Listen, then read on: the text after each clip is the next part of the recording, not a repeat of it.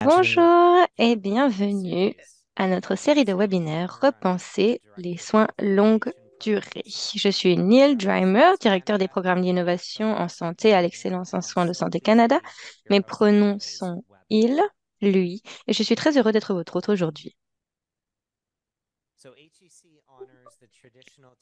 Le ESC honore les territoires traditionnels sur lesquels notre personnel et nos partenaires vivent, travaillent et se divertissent. Nous reconnaissons que le niveau de vie dont nous jouissons aujourd'hui est le résultat de la gestion et des sacrifices des premiers habitants de ces territoires. Nous devons nous engager à ne pas répéter les erreurs du passé et à travailler à l'établissement de relations plus équitables et plus respectueuses avec les Premières Nations, les Inuits et les Métis. La reconnaissance des territoires et des premiers intendants de ces terres est une responsabilité fondamentale de notre organisation et fait partie de notre engagement à œuvrer en faveur de la vérité et de la réconciliation. Je tiens à souligner que je vous rejoins aujourd'hui depuis mon bureau d'Ottawa, qui se trouve sur le territoire traditionnel non cédé et non concédé du peuple algonquin. Nous reconnaissons et apprécions profondément leur lien historique avec ce lieu et l'occasion qui nous est donnée de nous réunir ici aujourd'hui. Donc, je vous invite à nous dire qui vous êtes et d'où vous nous rejoignez dans la clavardage à droite de votre écran. Je voudrais aussi vous dire que nous avons le plaisir d'offrir l'interprétation simultanée en français pour cette session. Si vous souhaitez entendre la voix de l'interprète, veuillez sélectionner français dans le menu d'interprétation au bas de votre écran. Nous vous invitons à nous faire part de vos questions et commentaires à n'importe quel moment du webinaire, que ce soit en anglais ou en français. Si vous avez un commentaire ou une question, veuillez l'ajouter dans le clavardage. Nous tenterons de répondre à un maximum de vos questions lors de la session de questions-réponses qui se déroulera vers la fin du webinaire. Si vous avez besoin d'aide à n'importe quel moment de ce webinaire, vous pouvez contacter notre service d'assistance technique en utilisant la fonction clavardage. Je voudrais aussi vous dire qu'aujourd'hui, cette session est enregistrée. Elle sera donc à votre disposition sur notre site Internet dans les prochains jours pour la revoir, la partager avec les collègues qui l'ont potentiellement manqué. Donc maintenant, on arrive à la session d'aujourd'hui. Je suis heureux d'accueillir notre conférencière d'aujourd'hui, Marilyn Weinmeister, qui nous présentera la norme CSA récemment publiée concernant les activités sur les foyers de soins de longue durée, la prévention et le contrôle des infections. Marilyn Weinmeister a 46 ans d'expérience en soins infirmiers et a occupé divers postes de direction dans le domaine des soins de longue durée et de la réadaptation pour adultes et enfants au sein de la Saskatchewan Health Authority. Au Au cours des 18 dernières années de sa carrière, Marilyn a été praticienne de la lutte contre les infections dans les soins de longue durée, travaillant dans 22 foyers de soins de longue durée urbains et ruraux à Regina et dans les environs. En dehors de son expérience professionnelle, Marilyn a également siégé à différents comités au niveau provincial, national, en tant que membre euh, et membre honoraire et directrice du conseil d'administration de prévention des infections au Canada, donc l'IPAC Canada, et en tant que membre du sous-comité technique du groupe CSA pour la norme CMSA, CSA sur les opérations des foyers de soins de longue durée et la prévention et le contrôle des infections. Encore une fois, n'hésitez pas à poser vos questions dans le clavardage tout au long de la présentation. C'est à vous, Marley.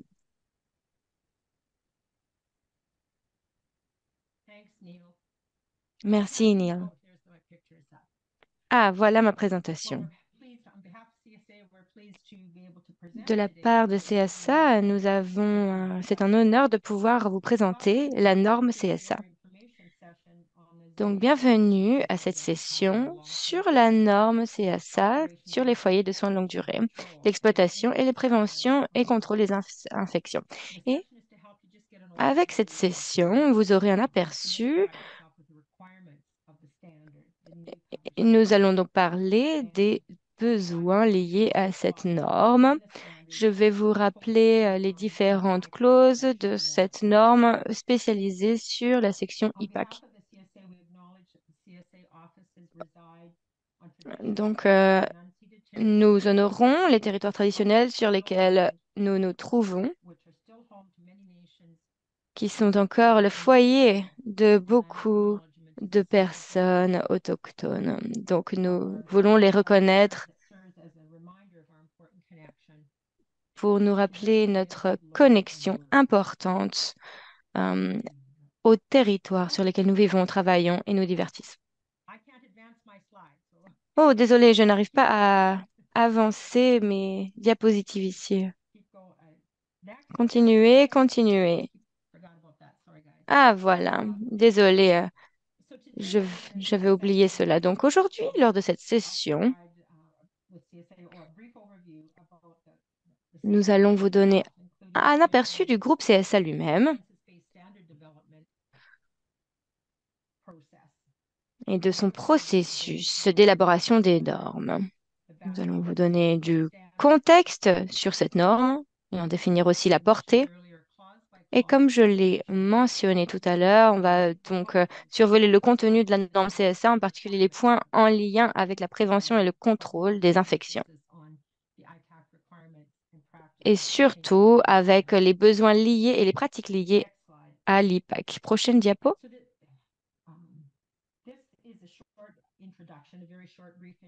Donc voilà une petite introduction sur ces standards. Prochaine diapo.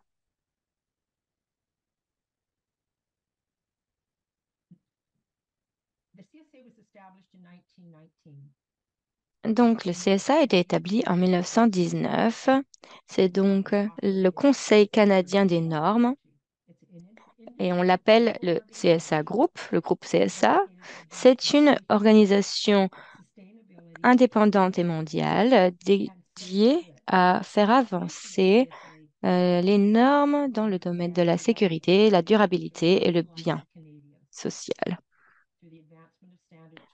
Les normes techniques et les normes de gestion qui sont élaborées avec l'appui de leurs 11 000 membres contribuent à améliorer la sécurité, la santé, l'environnement et l'efficacité économique du Canada et aussi ailleurs dans le monde.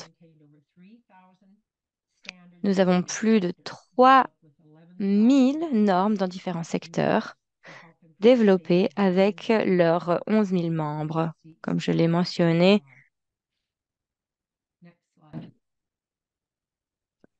Prochaine diapo. Donc, ce diagramme vous présente le processus d'élaboration des normes du groupe CSA.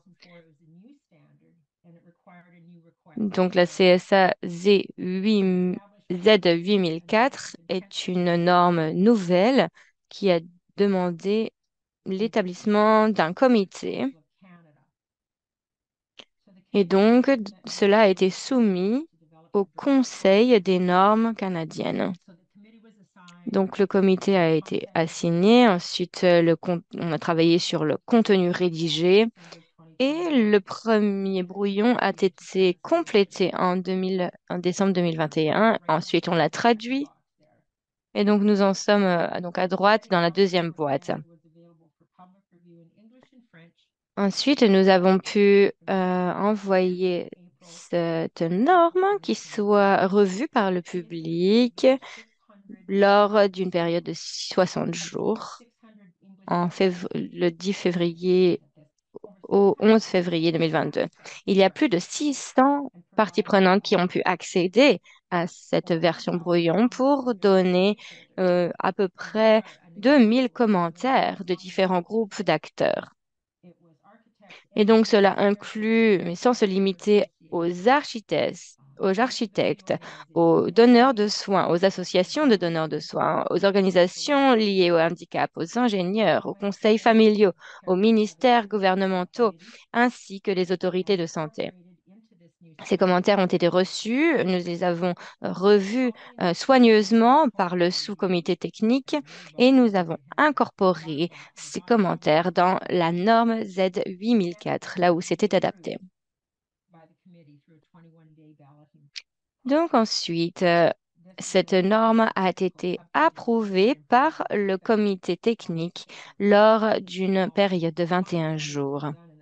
Et les toutes dernières modifications et le standard a été enfin publié le 1er décembre 2022, après donc ces derniers commentaires et modifications simultanément en anglais et en français. Ça a été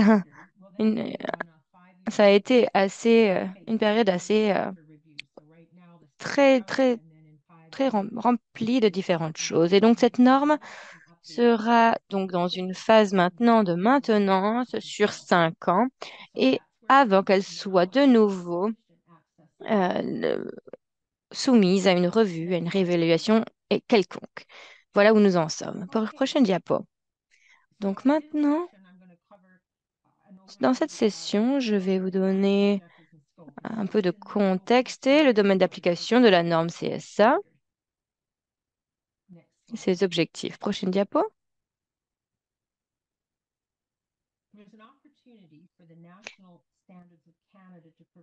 Une meilleure harmonisation des services de soins de longue durée au Canada par le biais de normes nationales était souhaitable. Donc, nous avons le Conseil canadien des normes, l'Association canadienne de normalisation et l'Organisation de normes en santé qui ont dû travailler de concert en vue d'élaborer de nouvelles normes nationales au Canada qui visent les soins longue durée et qui prennent en considération les besoins des résidents, des familles et du personnel œuvrant dans le secteur des SLD au Canada. Le groupe CSA a élaboré une nouvelle norme nationale du Canada, la NNC, sur les activités d'exploitation et la prévention et le contrôle des infections dans les établissements de soins longue durée.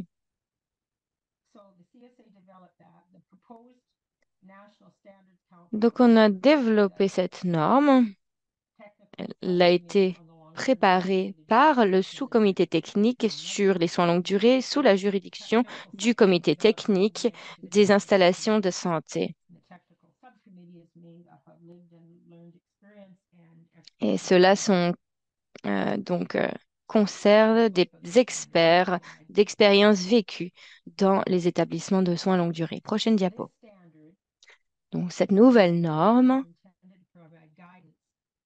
a donc fourni des lignes directrices sur les pratiques d'exploitation sûres et la prévention et le contrôle des infections dans les établissements de soins longue durée.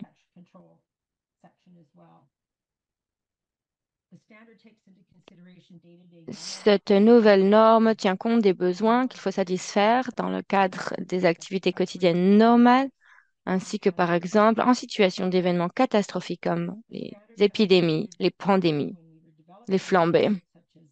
Cela tient également compte de facteurs comme la taille des établissements, les données démographiques sur les résidents,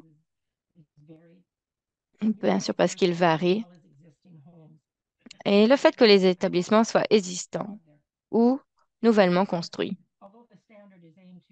Parce que sur cette norme, il va falloir aussi regarder que la majorité des foyers faits euh, sur des bâtiments qui étaient vieux, qui étaient existants, vont peut-être avoir besoin d'être refaits à un certain moment. Donc, c'est pour cela qu'il fallait créer une norme de référence par rapport à cela. Un thème important par rapport à cela, dans le développement de cette norme,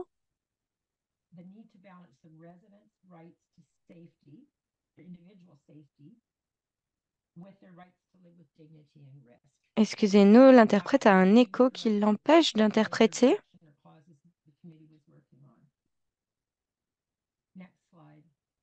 Prochaine diapo.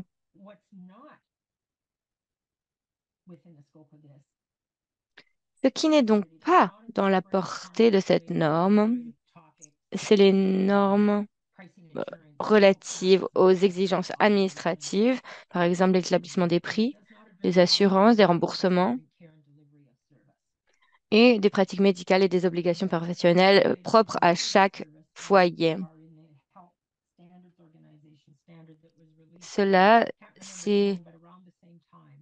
concerne les pratiques médicales de chaque institution qui a été publiée plus ou moins au même moment. Donc voici les deux normes, les deux. Excusez-nous, il y a, excusez-nous de vous nous avons un problème avec l'interprétation française. Nous aurions besoin de parler un peu plus proche, un petit peu plus près du micro, s'il vous plaît. Excusez-nous, pardon pour ces problèmes techniques.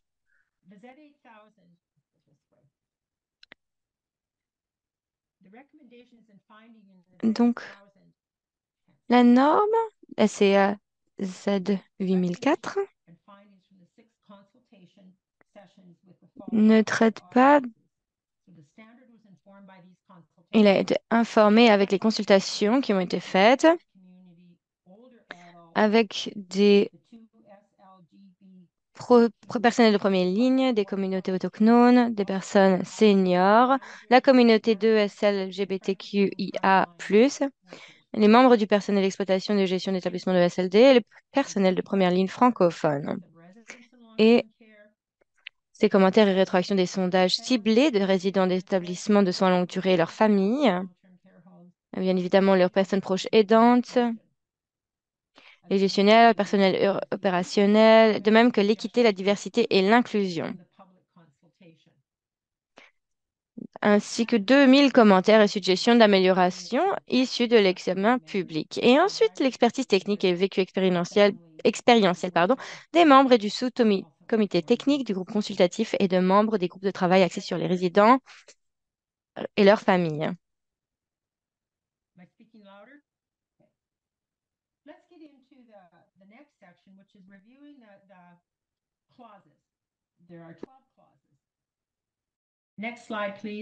Il y a 12 clauses que nous allons réviser maintenant. Alors, nous sommes organisés sur ces 12 clauses. Chacune.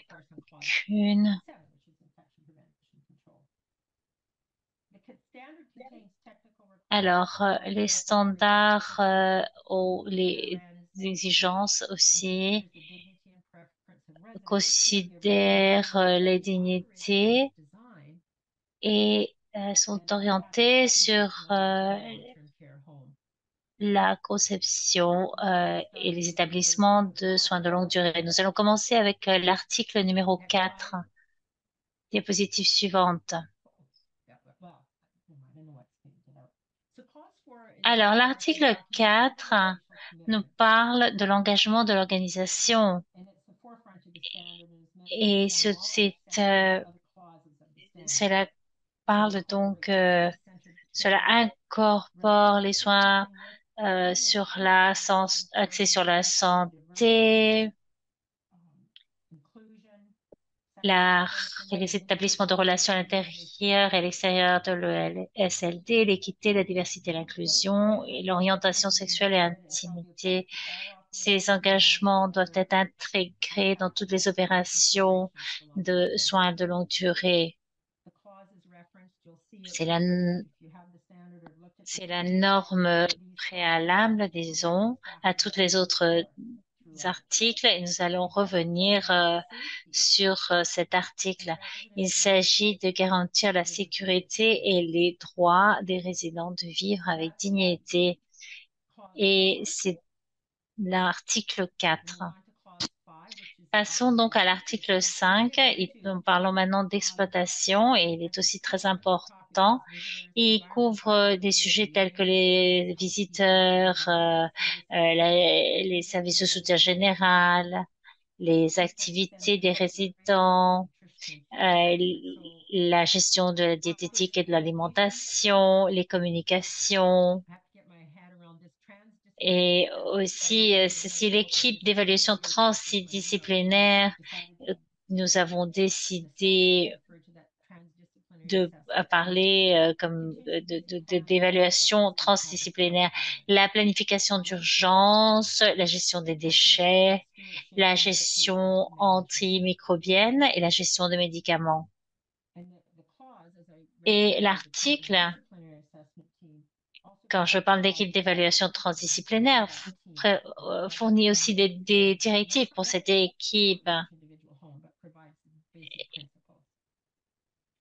qui s'occupe donc de principes de base. Diapositive suivante. Article 6. Nous parlons alors de l'amélioration de la qualité, c'est-à-dire la collecte de données, les audits de qualité, amélioration des processus, l'audit PCI, la gestion des risques, des foyers. Donc voici les choses qui sont couvertes par cet article. Et il nous parle aussi de directives sur les données, l'analyse de rapports et la diffusion des résultats. Donc, certaines directives sur comment collecter, comment établir des rapports et comment les communiquer. Article 7. Et je vais souligner cet article, on va y revenir en plus de détails une fois que j'aurai fini de parler de tous les standards. Mais sous cet article 7 que je connais très bien, on parle de la prévention et contrôle des infections, c'est les PCI, la structure des programmes de PCI, l'hygiène des mains, l'équipement de protection individuelle ou EPI, et le nettoyage et la désinfection, la buanderie et tout le système. Alors, comme j'ai dit, on va en parler en plus de détails quand on reviendra sur cela.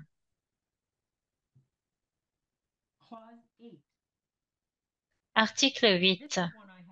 Et ici, il me semble très intéressant aussi. Alors, on parle de conception ici. Si on parle de faire des modernisations de l'établissement. Cela examine les différentes zones du foyer et donc on parle aussi des exigences dont on a besoin si on veut optimiser. On parle du milieu, de la programmation partagée, des activités, de reconnaître la dignité, l'autonomie des résidents. Aussi, on parle aussi des exigences pour les chambres à coucher, etc. Et dans l'annexe, on trouve aussi des diagrammes et des points importants pour la conception d'établissements de soins de longue durée et aussi des exigences fonctionnelles à l'échelle de l'établissement, la cuisine par exemple, ou les salles polyvalentes. Il y a aussi des directives ici concernant l'importance du choix des accessoires, des finitions, des équipements dans l'établissement afin de fournir un foyer qui satisfait tous les besoins en termes de désinfection, de nettoyage et de prévention et contrôle des infections qui vont donc soutenir les pratiques dans ce sens, par exemple choisissant les bons tissus, les finitions. En plus de cet article 8, il y a aussi le CSA plusieurs normes concernant la conception des établissements. Je ne me souviens pas précisément du chiffre, mais c'est ce que j'utilisais lorsqu'on parlait de modernisation, de rénovation. Et il y a des exigences concrètes euh, associées, disons, aux établissements de soins de longue durée concrètement. Suivante. Et l'article 9 parle des systèmes des établissements de soins de longue durée tels que la plomberie, le chauffage, la ventilation, les canalisations des gaz médicaux, les systèmes électriques et électroniques, les systèmes de sécurité, l'évaluation des systèmes du bâtiment. C'est intéressant aussi lorsque l'on parle de la conception ou de même de mise à niveau. Il y a donc des éléments ici à considérer, les standards donc qui couvrent tout cela en grand détail. Et concernant, il faut donc voir les autres standards qui peuvent avoir un impact sur l'établissement. Et après, l'article 10 et parle donc du fait si nous construisons aujourd'hui un nouveau établissement de soins de longue durée, qui soit vraiment de l'état de l'art, eh bien alors comment allons-nous gérer les données? Quelles sont les technologies émergentes à prendre en compte pour l'infrastructure? On prend donc en compte les données démographiques et l'on parle de technologies qui donc soutiennent les résidents et bien entendu les données démographiques du foyer. Tout cela change au long du temps. Diapositive suivante. Est-ce que vous m'entendez bien? Oui, on vous entend bien. Merci, Marilyn.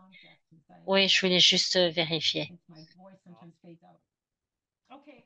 D'accord. Alors, l'article 11 nous parle de la gestion des catastrophes. Il y a beaucoup de choses peuvent causer des catastrophes qui peuvent avoir un effet sur les foyers, les infections. Donc, on parle des évaluations des risques et de faire ces évaluations annuelles après le processus de planification interne, tel que les incendies, les pertes de courant et des événements externes qui peuvent aussi avoir un impact, tel que les tempêtes, euh, et aussi tout ce qui est associé aux épidémies et aux pandémies. Les épidémies, disons, cela fait partie d'une ligne de base dans une ville, dans une province, euh, dans un foyer, mais les flambées, eh bien, nous les voyons plutôt les pandémies. Si vous travaillez dans les soins de longue durée, vous savez qu'il y a des familles qui ont des êtres proches qui sont vous avez vu donc qu'il faut absolument planifier et réviser les plans annuels pour tout ce type de situation catastrophique, qu'il s'agisse d'événements internes ou externes au foyer.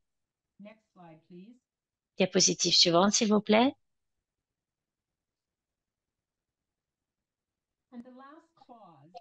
Et il s'agit donc du dernier article. On parle de formation et cela peut suivre divers formats. C'est un sujet très important. Et l'on parle donc de l'éducation du personnel, des résidents, des familles, euh, aussi identifier des formations continuelles, pas seulement lors du recrutement. Il y aura aussi différentes exigences pour les diverses formations, peut-être pour les soignants, etc. Donc, il y a des formations pour les différents membres du personnel. Il y a aussi le contrôle d'infection qui sont donc euh, et après certains éléments sont révisés annuellement lorsque la gestion des catastrophes change, bien cela change aussi et il y a des examens annuels et cela est discuté dans cet article. Euh, L'équité, l'inclusion, les engagements organisationnels qui sont également incorporés dans cette section qui parle des exigences de formation et c'est continuel.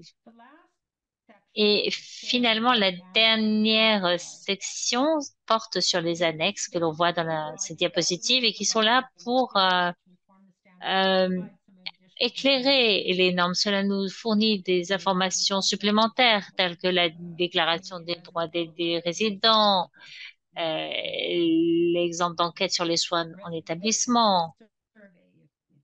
C'est, on utilise et il y a on les trouve dans les annexes. Il y a aussi les soucis associés à la gestion des déchets par le territoire de compétence, les outils d'audit et des exemples, les évaluations des risques en matière de PCI, les termes de référence pour éliminer les risques dans les foyers. On a donc un examen annuel et on va en parler dans la section PCI. Euh,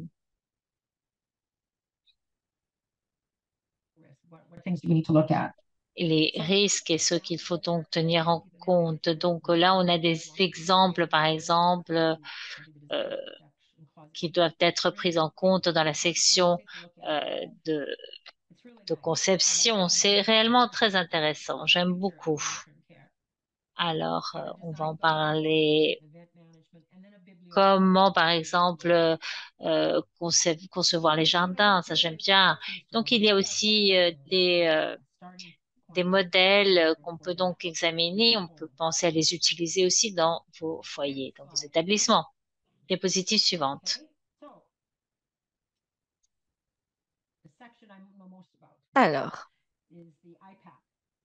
la section la plus importante ici, c'est le programme IPAC, donc la structure d'un programme de prévention et contrôle des infections. Prochaine diapo. Donc, la manière pour créer donc un programme IPAC, il faut qu'il y ait des exigences par rapport à l'hygiène. Il y a des politiques et des procédures qui font partie donc de l'article 7.2 de la norme. Il faut savoir quelles sont les responsabilités associées, quelle est la fréquence de l'hygiène de lavage des mains. Il faut qu'il y ait bien évidemment des lavabos, une utilisation des solutions hydroalcooliques, des audits, un système de formation, ainsi que l'hygiène aussi, bien évidemment, du personnel, des résidents, et, que de- et toutes les personnes, bien évidemment, qui entrent dans l'établissement. Comment est-ce que les résidents se lavent les mains et comment nous pouvons les soutenir pour assurer cette hygiène. Et par rapport à cette hygiène du lavage des mains, c'est aussi lié à une autre norme sur le lavage des mains chez les professionnels.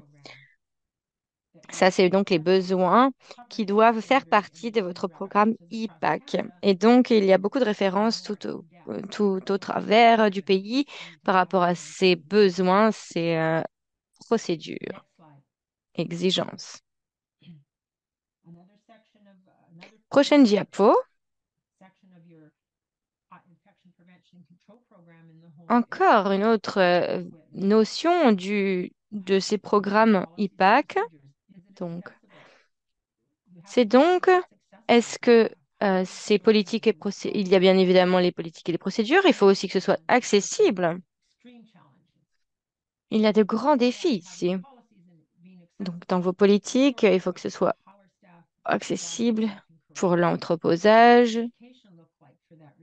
Est-ce que l'éducation et la formation et les documentations est assez précise pour que les gens comprennent bien comment cela doit être entreposé? Il y a toute une section sur, en fonction aussi des besoins et des exigences que nous avons vues avoir lieu lors de la pandémie.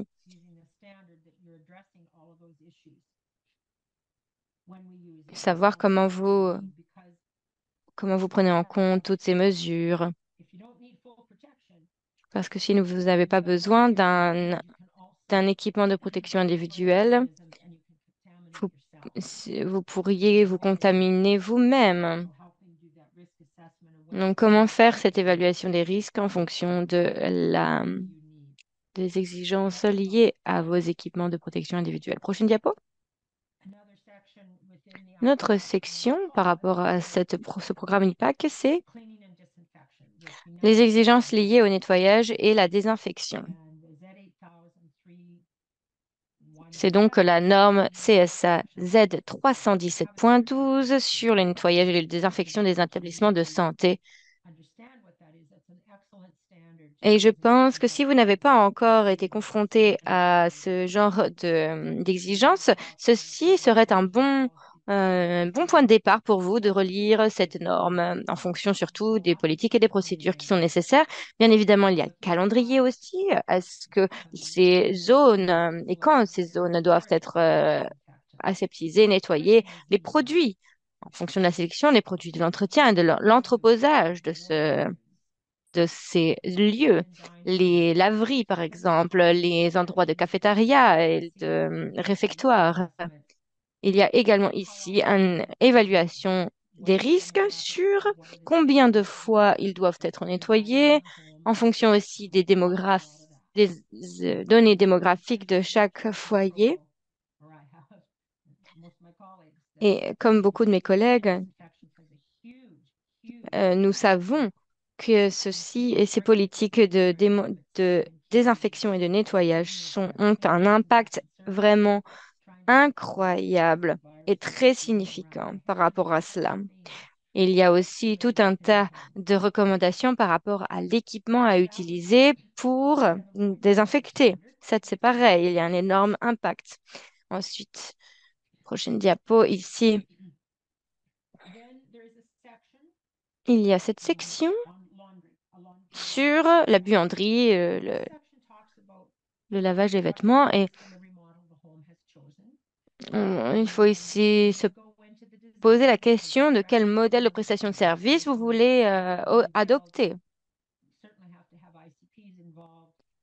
Il faut y avoir bien évidemment différents protocoles. Si vous, par exemple, créez une buanderie dans un nouveau bâtiment, il va falloir réfléchir où vous placez chaque textile, chaque catégorie de textile. Et ensuite, les différents équipements, par exemple avec des laveuses commerciales ou domestiques. Savoir également qui est responsable pour la lessive dans votre foyer. Et nous insistons beaucoup sur ce système de buanderie. Bon, on va repartir maintenant, et je ne sais pas pourquoi. Prochaine diapo. Donc, j'ai parlé de cela déjà avant. C'est que la conception et l'aménagement de ces lieux physiques, il faut aussi réfléchir aux surfaces qui sont en train de se détériorer, que ce soit pour à l'intérieur, à l'extérieur, quel type de matériaux, et savoir aussi comment est-ce que le foyer de ces résidents va pouvoir être pérenne et va pouvoir assurer leur sécurité. Donc, Donc, c'est pour cela que nous avons réussi à identifier des exigences par rapport à l'aménagement et l'exploitation de ces lieux physiques afin de minimiser la contamination, l'infection. Et nous aimons beaucoup ces défis parce que cela nous permet d'avancer, mais c'est aussi parce que nous travaillons dans des bâtiments qui sont en général assez vieux. Maintenant, des méthodes d'évaluation et de gestion des risques associés au FSLD.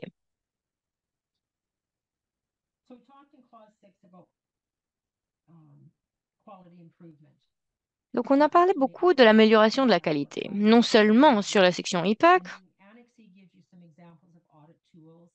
mais ici, cet article vous donne des audits, des outils d'audit de qualité et d'amélioration des processus.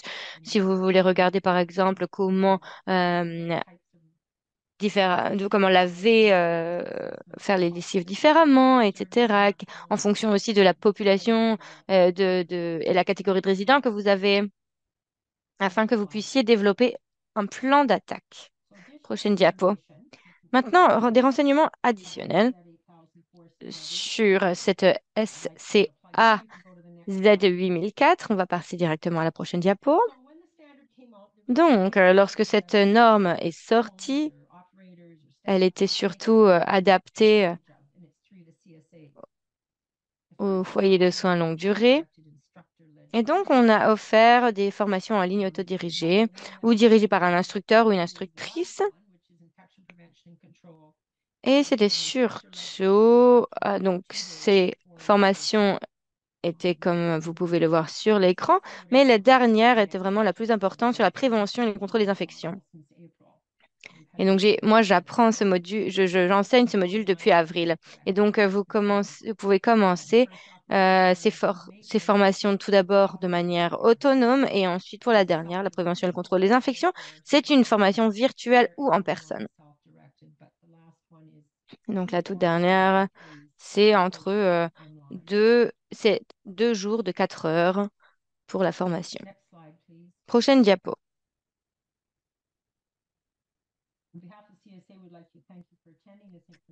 Au nom du CSA, du groupe CSA, nous vous remercions d'avoir assisté à cette séance. Si vous avez des questions sur cette norme, on, et Neil avons eu, nous reçu des questions.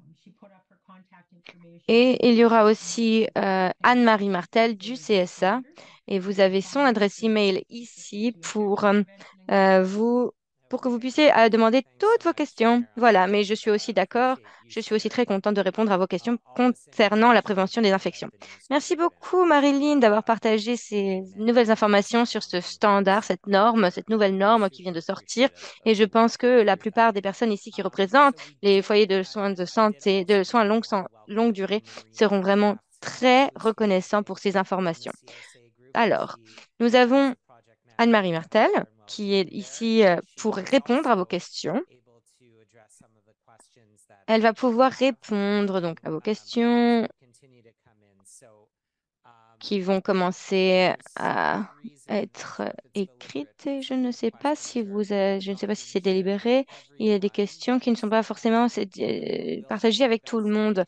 Donc, nous allons essayer de répondre à toutes celles-ci. Donc, sur une question plus assez large, et par rapport aux maladies respiratoires qui arrivent maintenant bientôt en fonction de la grippe et du Covid-19 qui revient. Est-ce que vous avez des recommandations particulières pour les foyers de longue durée pour qu'ils se préparent mieux à ces maladies respiratoires qui vont arriver? Très bonne question. Bon, cette norme est très générique.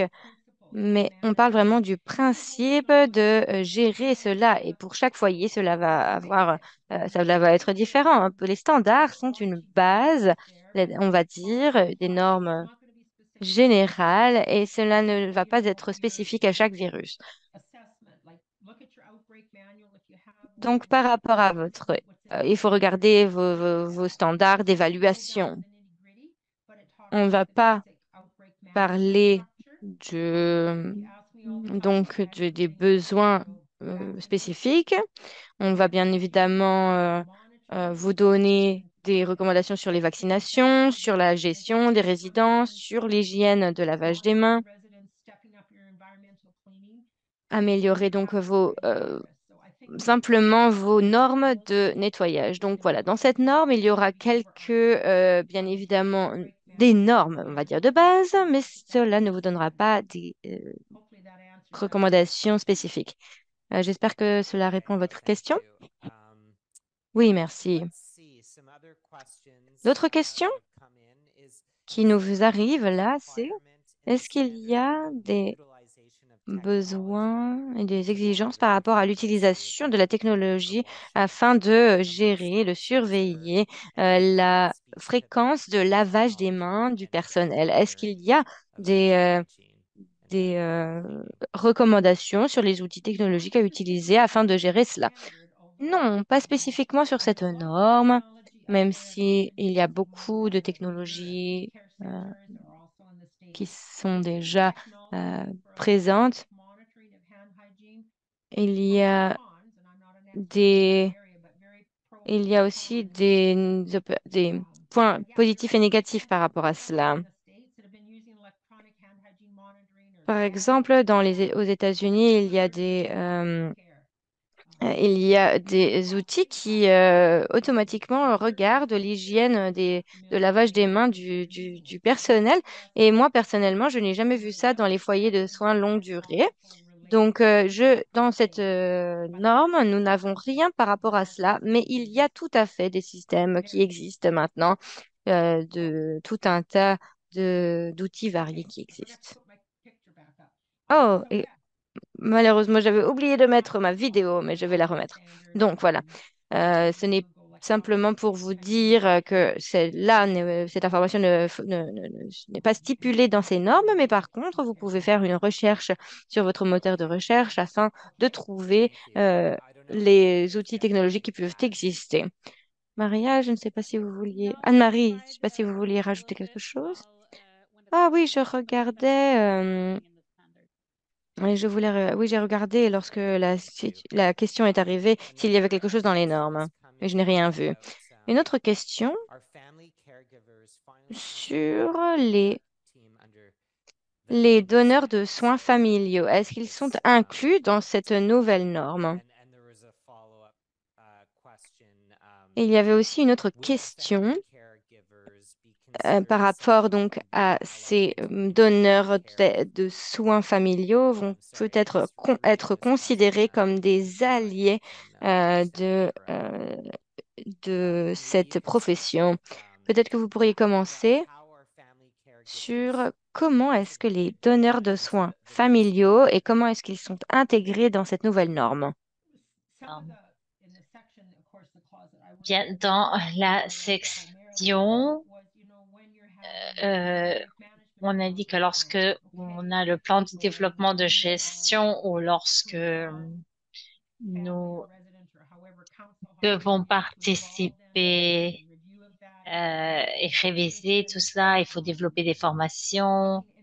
Euh, je ne peux pas je me rappelle pas assez rapidement tous les autres, hein, mais l'évaluation des risques peut inclure cela. Ce n'est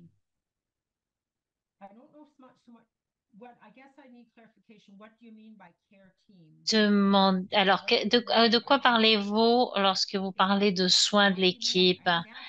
Alors, un exemple, c'est de participer dans l'équipe parce que et- les proches des patients doivent toujours être impliqués. Est-ce qu'on parle, disons, de la conception des établissements? Oui, il doit y avoir une représentation, mais je ne suis pas sûre que enfin, je suis en train de lire ici.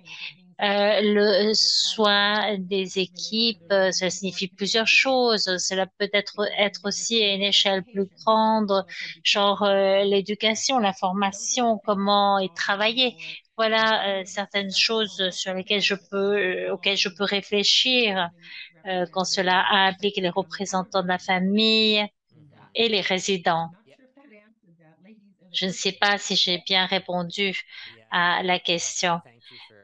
Oui, merci. Parfois, c'est difficile d'interpréter les commentaires et les questions, mais je pense que c'est plutôt les soignants, le rôle des soignants de soins essentiels et pas tellement, et je dis seulement, mais les visiteurs, plutôt l'intégration des soignants essentiels dans la norme. Alors, oui, d'accord. Les, eh bien, nous avons vu qu'ils sont, enfin, je peux seulement parler de mon expérience, mais ils doivent être impliqués et ils jouent un rôle crucial. Donc, surtout lorsqu'il y a des épidémies, il s'agit de gérer les risques, mais il joue un rôle très important, même si je ne me souviens pas exactement de la rédaction de l'article. On vient de parler d'intégrer certaines des questions dans l'enquête, mais nous reconnaissons dans la norme qu'il joue un rôle indispensable. Mais je m'excuse la personne qui a posé la question car je me souviens pas exactement de la rédaction, mais cela reconnaît l'importance du rôle qu'il joue. D'accord, merci à Marilyn. Et juste une question un peu plus générale concernant la norme en soi. Pouvez-vous confirmer si ces normes sont obligatoires pour les soins à de longue durée ou est-ce que ce sont juste des directives? Y a-t-il d'autres ressources, d'autres outils au-delà des cours en ligne pour les aider à se former et à répondre aux questions? Ah, je peux peut-être répondre à cette question. Les normes CSR, comme toutes les normes publiées, sont volontaires jusqu'au moment où la loi les rend obligatoires. Donc, pour l'instant, il s'agit tout simplement de normes volontaires. Nous espérons qu'éventuellement les gouvernements de prévention ou les gouvernements fédéraux vont l'inclure dans les lois, mais pour l'instant, il n'y a pas d'indication dans ce sens. Donc, le gouvernement fédéral a soutenu la norme, il la connaît. Euh, il y a ils sont au courant, ils connaissent l'existence et l'importance de cette norme, mais tant qu'elle n'est pas inscrite dans la loi, elle reste volontaire. Cependant, cela ne veut pas dire que les foyers de soins à long terme ne peuvent pas implémenter les articles dans leur foyer immédiatement. En fait, nous espérons qu'ils vont le faire afin d'améliorer les services qui sont fournis aux résidents. Et quant au Quant aux ressources additionnelles, eh bien le CSA a un site web pour les soins de longue durée que je vais inclure dans la boîte de discussion et c'est là que nous avons les différentes ressources et les rapports que nous publions et à part les cours de formation dont Marilyn a déjà parlé, eh bien ce sont des informations voilà les informations que je peux fournir et en fait, je pense qu'il y a déjà, quand j'ai parlé que la norme CSA est disponible pour être téléchargée gratuitement, l'adresse que j'ai inclus vous amener aux soins de longue durée et là, vous avez un endroit où vous pouvez tout simplement faire un clic pour télécharger la norme. Et je peux donc l'inclure dans la boîte de discussion. Je ne sais pas, Marilyn, si vous avez des ressources supplémentaires. Eh bien, les ressources supplémentaires dans mon domaine de travail, eh bien, si vous faites partie du PCI, eh bien, alors vous avez accès à tellement de directives. Si vous faites partie du groupe d'intérêt des établissements de soins de longue durée, ils sont surtout centrés sur la prévention. Mais en tant que membre, eh bien, nous avons donc accès à une organisation internationale et c'est de là que sortent beaucoup de notre recherche ou de nos ressources. D'accord, merci. Et maintenant, les questions, les commentaires sont en train de venir et donc je m'excuse si je ne suis pas en train de faire un bon travail quant à l'organisation des questions, mais il y avait une question qui demandait s'il y avait un calendrier pour les établissements pour adopter les normes. Et je comprends que ce n'est pas obligatoire, comme Anne-Marie vient de l'expliquer, mais est-ce qu'il y a quand même un calendrier avec une date cible euh, que nous espérons que les établissements auront alors à adopter les normes? Eh bien, bien sûr, ce serait le plus vite possible afin d'améliorer les soins le plus vite possible pour les résidents des foyers de SLD. Et nous voyons qu'il n'y a pas réellement de calendrier en concret puisque c'est volontaire, mais le plus vite sera le mieux puisqu'ils verront alors les bénéfices. Merci. Il y a une question spécifique ici. Je ne suis pas sûre si la norme y répond, mais comment est-ce que les patients agressifs qui ont eu des épisodes de violence, comment sont-ils tenus en compte par la norme? Eh bien, nous ne rentrons pas dans les détails. La norme n'en parle pas parce que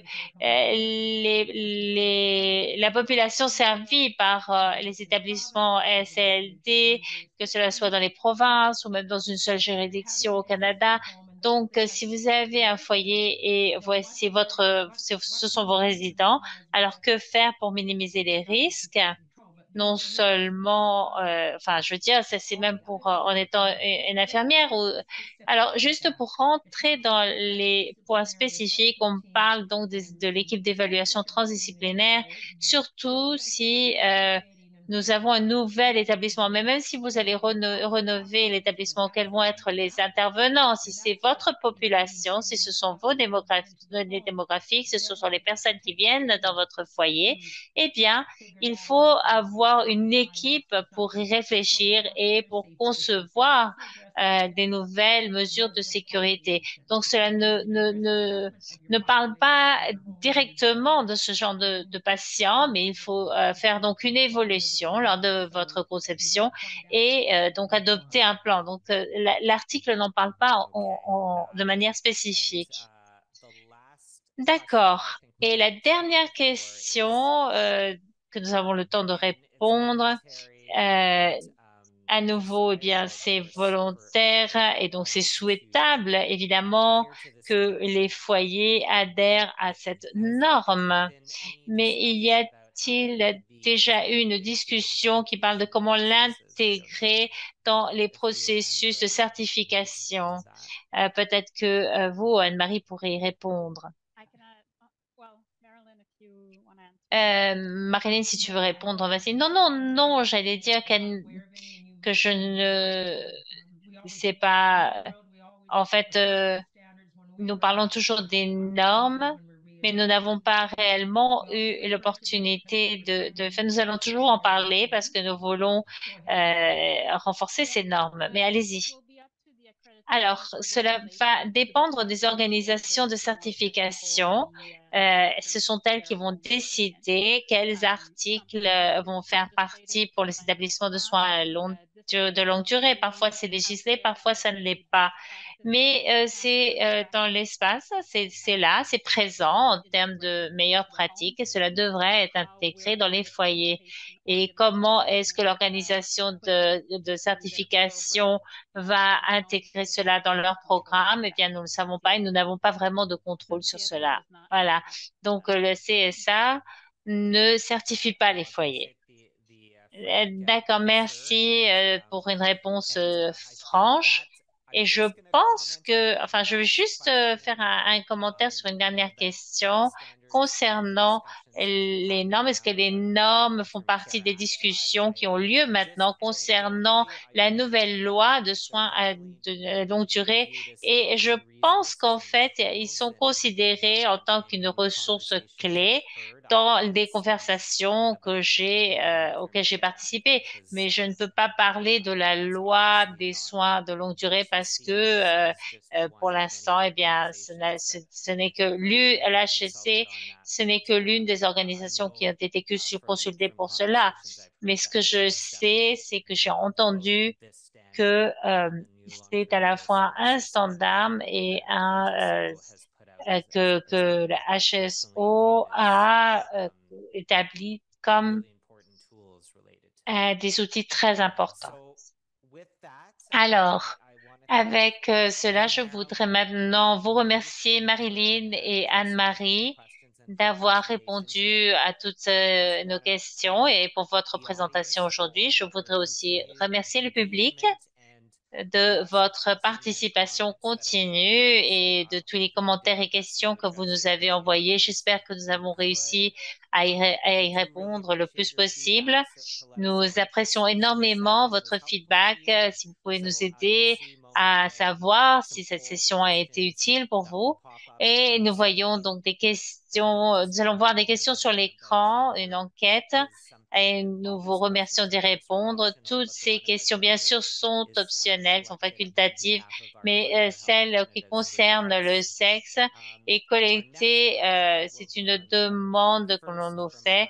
Notre prochain webinaire sera le 21 octobre à partir de midi et nous allons avoir une présentation sur l'ICIS, l'Institut canadien d'information de la santé. Et cela conclut l'événement d'aujourd'hui. Je vous remercie à tous et à toutes d'avoir participé et je vous souhaite une très belle fin de journée. Merci beaucoup.